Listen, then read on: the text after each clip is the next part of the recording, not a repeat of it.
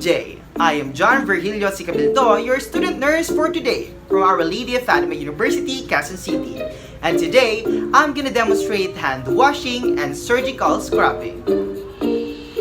Surgical site infections or SSIs remain a prevalent threat to patient safety. Proper surgical scrub or rub techniques are essential to decreasing its incidence.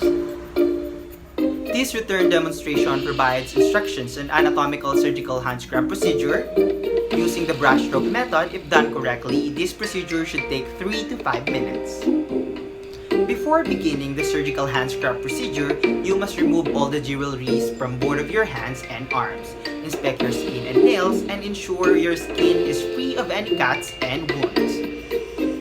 Nails must not extend past your fingertips. Nail polish must be intact without chips or scratches. Remember, acrylics, artificial nails, or nails with foreign bodies are not allowed in the operating room. Put on your personal protective equipment. Make sure that your hair and ears are tucked into your surgical head covering and that any neck jewelry is contained in your surgical attire scrubs. Don proper eye protection and a surgical mask covering nose, mouth, and if applicable, your facial hair. For this procedure, we need a soap, surgical scrub brush, surgical mask, surgical cap, and eye cover. You must pre-wash your hands and arms only if this is the first case of the day or if your hands are visibly soiled. The first thing that we have to do is to roll both sides of our sleeves. To begin hand washing, turn the faucet on. Tear open a sponge of your preferred hospital-approved antiseptic. Wet your hands with running water.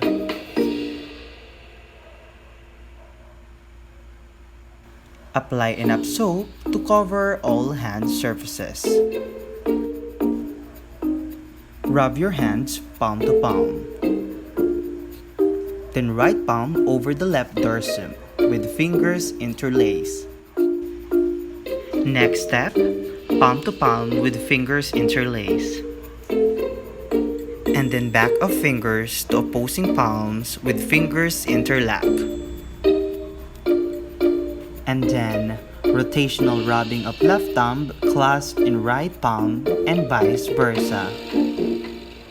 And then rotational rubbing backwards and forwards with clasped fingers of right hand in left palm and vice versa. And lastly, rub the opposing wrist down to your forearm.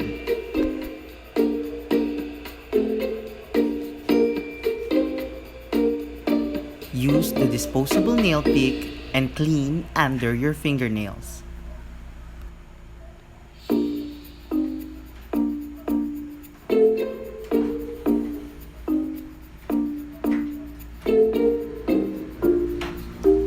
Discard the nail pick. Rinse hands and forearms under the running water.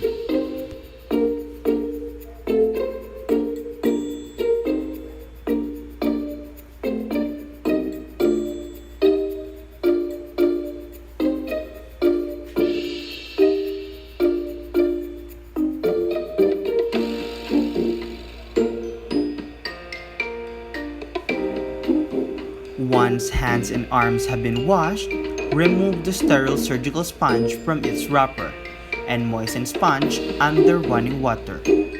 With fingertips together, use a light but firm pressure to stroke the nails in a back and forth motion with the abrasive side of the sponge for approximately 30 times. The abrasive side of the brush is only used on your fingertips, and the non-abrasive side should be used for the remainder of the scrub. Next, turn the surgical sponge over to the non-abrasive side. Place the fingers side by side, including the thumb, and scrub the surface of the palm. Then turn the hand over and scrub the dorsal surface of the hands. Next, scrub the outside surface of the thumb from wrist to the tip of the thumb. Continue to apply 10 strokes to the other side of the thumb and each side of your fingers.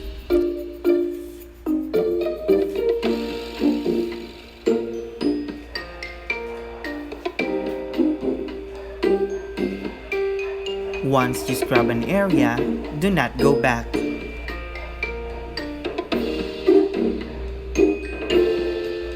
Now that you scrubbed your hand, it's time to scrub your arm on the same side. Mentally divide the forearm into thirds from wrist up to 2 inches above the elbow. When scrubbing each third of your forearm, apply 10 strokes to the top to the bottom in both sides of each section. Like before, once you scrub an area, do not go back.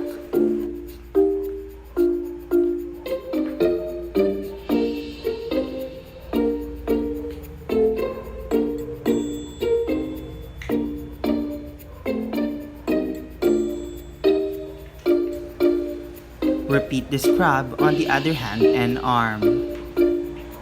Once both hands and arms are complete, discard the surgical sponge in the sink or in the trash can beside the scrub sink. Start rinsing your fingertips and continue to the hand, down to your forearm and to your elbow, moving in one forward direction through the water. Always keep your elbow at the right angle and hand raised above the level of your elbow.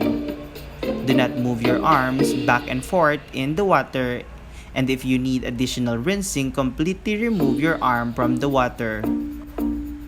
And dry hands and arms with a sterile towel before donning a sterile surgical gown and gloves. And that's it! That was my video on how to do hand washing and surgical scrubbing. Again, I am John Virgilio C. Cabildo, your student nurse from Our Lady of Fatima University, Quezon City. Good day!